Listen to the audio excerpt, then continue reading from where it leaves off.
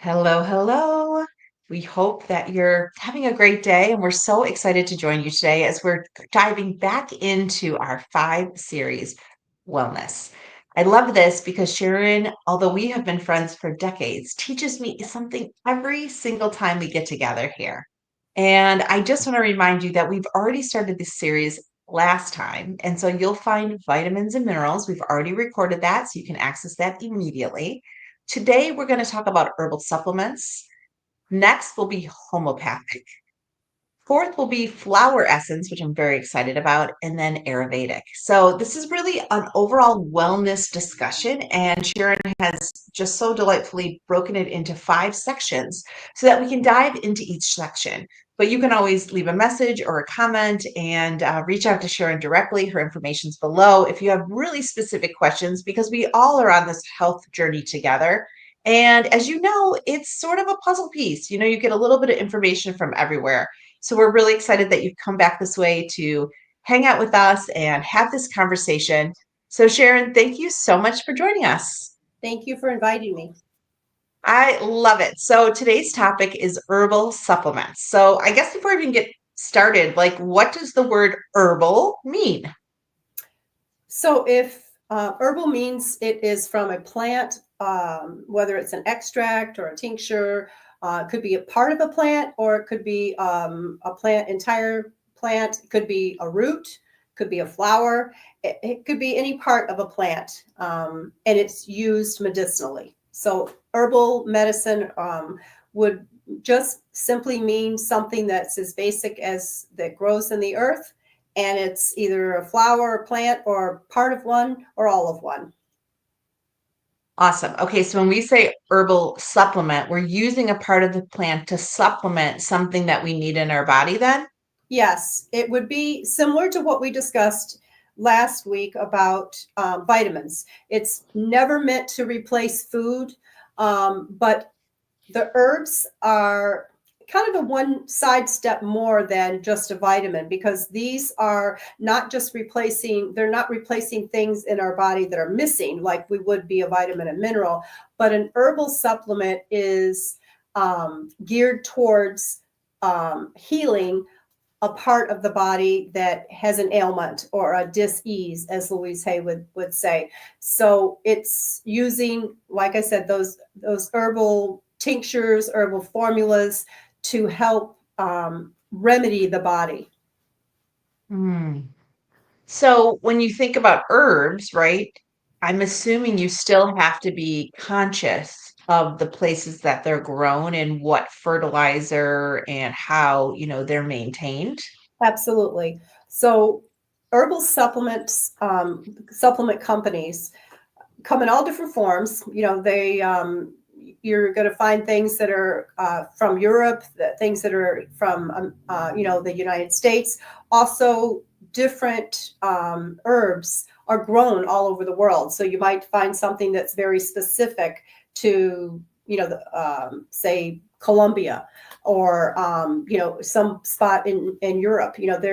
They're gathered from all over. I mean, many things can be grown everywhere, but there are some things that are very specific. So, it's a matter of the standard of a company, whether they're organic, like we've mentioned before. Anything that you can get that is standard USDA certified organic, you're going to know that it has really gone through a lot of steps and requirements to not contain those pesticides, sprays, fertilizers, things that are going to contaminate it. One thing that I'm going to mention this now before I forget it, that I learned early on years and years ago to always be wary of is when you see things that are, a company who's notorious for selling big sales, a big blowout sale, and you see like big, huge sections in a store where there's tubs of it. You want to be really careful of things like that, because what happens is all of these herbal companies go sometimes to the same places when they're brought in to purchase products, to purchase herbs. And a lot of times, some of the herbs that come in will be tainted just a little bit with mold, or it might be tainted with something else that isn't going to require it not to be sold, but it's, obviously the mold is going to continue to grow. So really reputable companies will not touch it.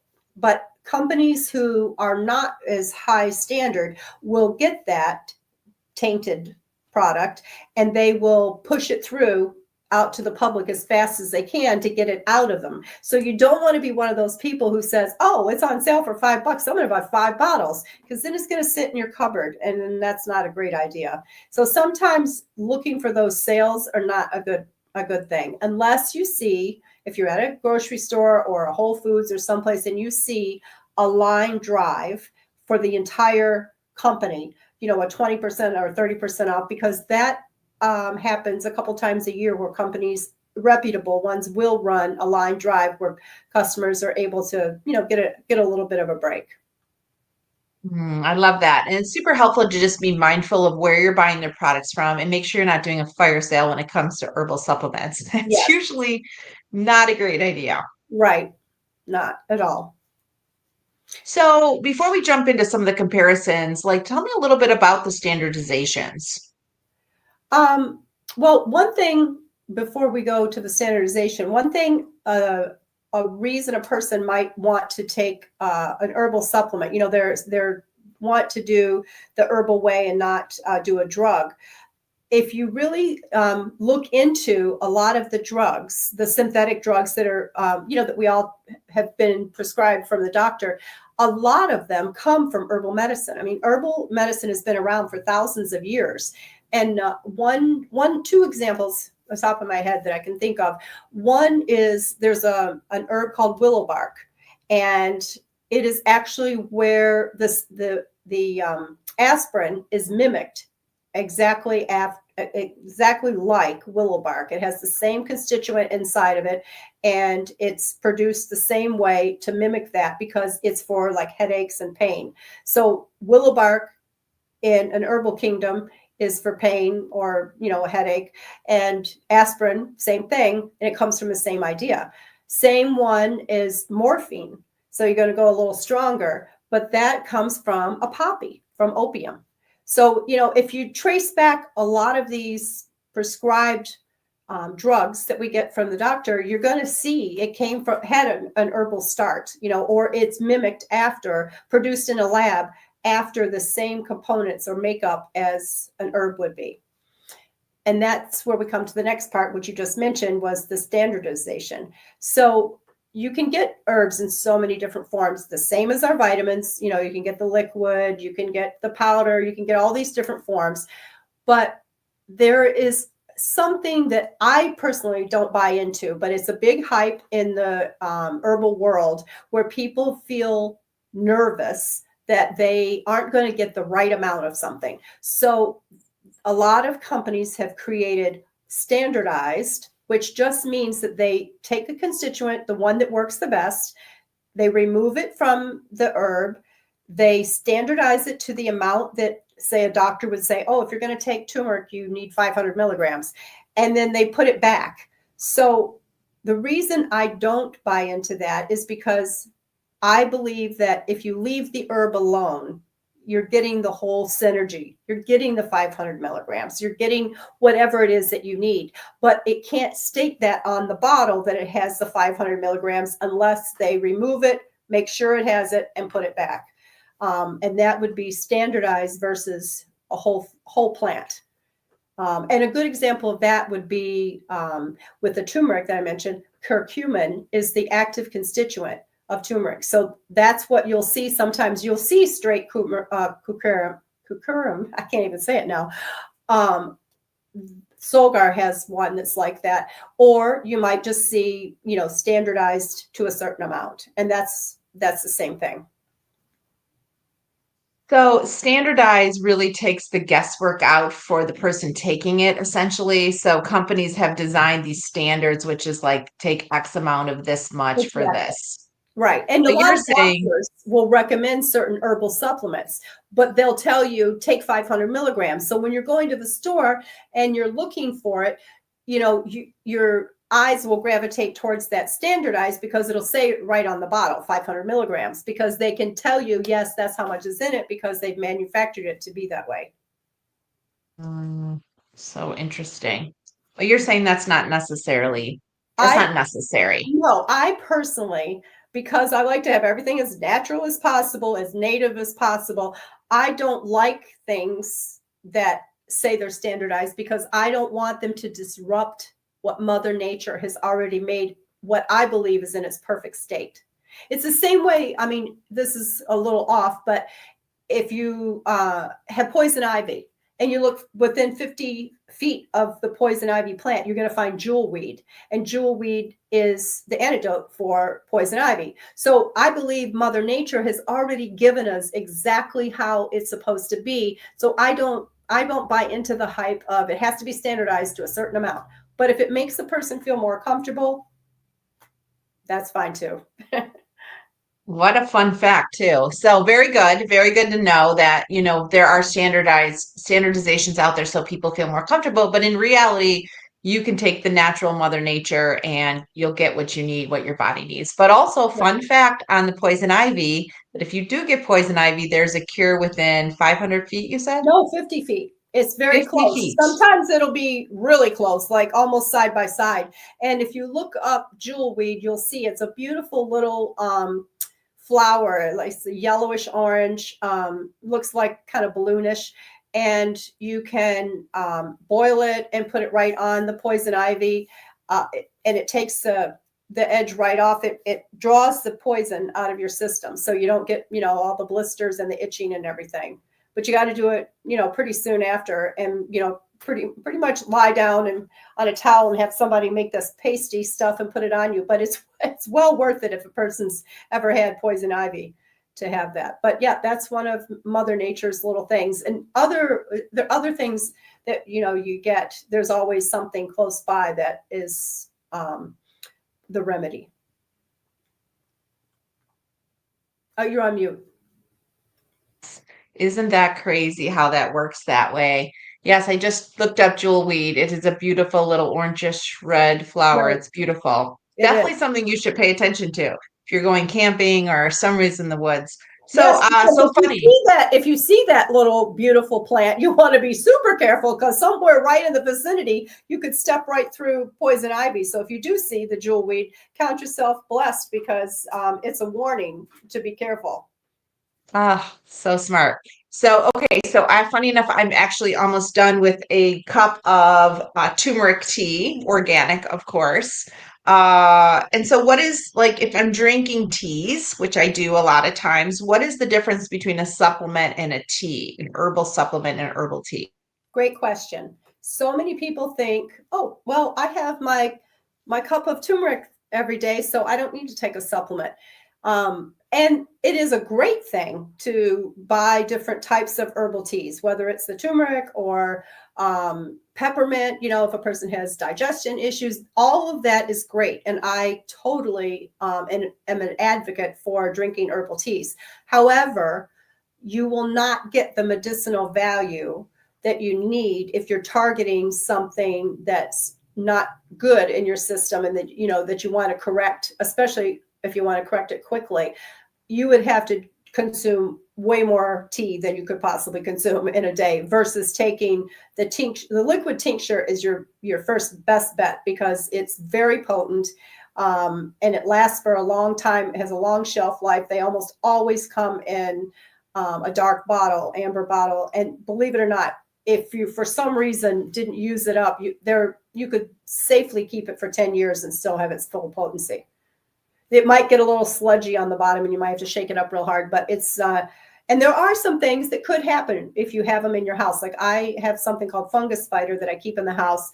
And I only use it if I cut myself or, I use it like instead of alcohol or anything because it has huge medicinal properties. It's, antiviral, antibacterial, antifungal. So you're going to kill whatever germ you have. So if, my children got the remedy when they were young, and now my grandchildren, if they cut themselves outside, they got to come in. They know they're going to get some alcohol tincture poured on them because it's going to clean it out and kill it right away. So interesting. I feel like tinctures, have really just made it on. I mean, they're showing up in yoga studios now, not just like your traditional wellness stores or maybe a local farm. And so tinctures, I really didn't understand the potency of tinctures. Yes, they're very potent. If you think about it, think of how many times you have to take supplements, in a capsule form, because you're taking the dry form of the herb versus this, liquid form that's been liquefied and is very potent. Some liquid tinctures, you only take 4 drops. That's really potent if you think about 4 little drops in something. And they're not for everyone. They're harsh. They are strong. I will admit. I'm used to it, so to me they don't faze me. But I've given them to other people, and they're like, "Oh, I can't do this. It's really strong. Tastes like dirt. Tastes like grass." They do take some getting used to, but to me, mentally, if you're thinking about it, it's going into your bloodstream immediately. So as soon as it hits the mouth, it's going to go right into your bloodstream, and you're going to get the full benefit of it. Versus, like we've discussed when we talked about the vitamins, we don't know what we're going to get for sure when we take a supplement that is like a tablet, because we don't know if it's going to get broken down. And I mentioned the alcohol. Almost all tinctures are in alcohol because it's the way it's preserved. And it also it speeds up the delivery into the system by using alcohol. And I've had a lot of people question that over the years, like, well, I don't really want to have the alcohol. The alcohol content in an herbal bottle is equivalent to 3 fermented bananas. So it's not like you're drinking vodka. It's very controlled. And then does it matter if you put the tinctures under your tongue or you just put them on your tongue? Most of them you're going to want to put in a little water because they might burn. Like for instance, cayenne. I use cayenne in water a lot of times with a little lemon. That you do not want to put under your tongue unless you have like a little ulcer sore or something in your mouth. It will burn, but it will sear it shut right away. But it's best to put it, in a tiny little bit of water. They say you can put it in juice too, but I think it's best if you just put it in water. And you could put some under your tongue, but I would suggest using the water.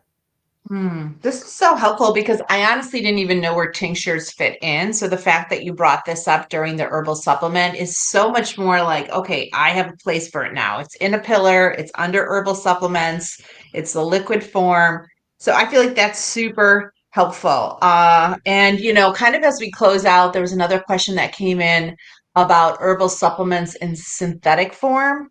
Um, is that right? The synthetic? Well, That makes sense. the synthetic form of an herbal supplement would be an actual prescription drug, because Mm. that's when the herbal supplement is transformed from whatever part of the plant. Like I mentioned, the opium being from the poppy, therefore, and then making it into morphine. So you can look back and see where some of these chemical compounds come from. It's all, they've studied herbs, they've studied the flowers, they have studied all this, so they know what works. That's why I get discouraged sometimes, because the medical world, medical field doesn't recognize so much, but yet the prescriptions that they use, so many of them come directly from an herb or an herbal plant. It might be the root, could be the flower, could be like the poppy, perfect example. I mean, so many things, if you just trace them back, you'll see they have, Mother Nature origin. I'm laughing because human made seems to want to forget the origin, just like the church uses the moon to Right. determine when Easter is, but you won't hear them talk about the moon or Mother Nature. You will just talk about like they've decided. Well, they've decided based on the moon, and the synthetic or the drug companies have made these based on human or based on nature. And I feel like having these discussions for me is a good reminder that so much can come from the land if you just are wise about how you go about your health, how you go about um, just making sure that you have the right mix of supplements, herbs, to help you move through whatever you're going through. And so, do you think people could live essentially off the land when it comes to supplements and comes to their health? Oh, definitely. Um, we lead a much more difficult life than we need to. We make our lives way more difficult. I mean, we could we could totally cultivate everything that we need on the land. We don't require as much as, like I said, we make it more complicated because we eat things that actually tear our body down. So it always goes back with me to the nutrition. If we ate properly, we wouldn't have some of the problems that we have. We'd sleep better. And if we exercise, our society has gotten so far away from how we take care of ourselves. I mean, there's an excellent documentary on Netflix about the centurions, and that live in the blue zones. They all, I mean, at 100 years old, they're still gardening, they're still riding horses, they're still walking up big mountains. They're doing all these things that, in our country we don't do because, we rush out the door in the morning to go to work, and we don't eat. We don't take time for ourselves, and we go through the drive-through and get, a sugar high with carbs and coffee that might have sugar and cream. I mean, if you think of all the things we do every single day, throughout the day, it's no wonder that we have diabetes, we're overweight, we have headaches, we have sinus issues. It's because we don't take care of ourselves. It really boils down to that. It's simple. It really is. And this is why I love these conversations, because you're breaking down things that I've heard in passing, other things we've talked about, but having it in these condensed conversations where we're just talking about one specific thing is a reminder for me to look at the label, to visit the health food store, to visit the farm, right? Yes. And to ask questions and find out if there's alternative things I can be doing than just going to my local grocery store or drugstore and filling a prescription. When you're looking for herbs too, a term that you might see that is a good thing is if it says it's wild crafted. So it means that, the person who uses, the company that uses that, that picks that herb, they replace it, and it's wild crafted. It's taken out of nature the way it's supposed to be. It's not hacked with machinery. It's the form that you would want. So if something's wild crafted, that's done in a very earth friendly means. So that's something good too, besides organic, which we always want to do. And we'll talk someday about regenerative farming, because that's also a very important thing that we've gotten away Yes, and from. I'm partnering with a farm out here for the property in Vermilion. And they are doing not only regenerative farming, but they are figuring out ways to add more nutrients back into the soil, because a lot of our soil is totally stripped. So it's Right. stay tuned, because we'll have more discussions around that.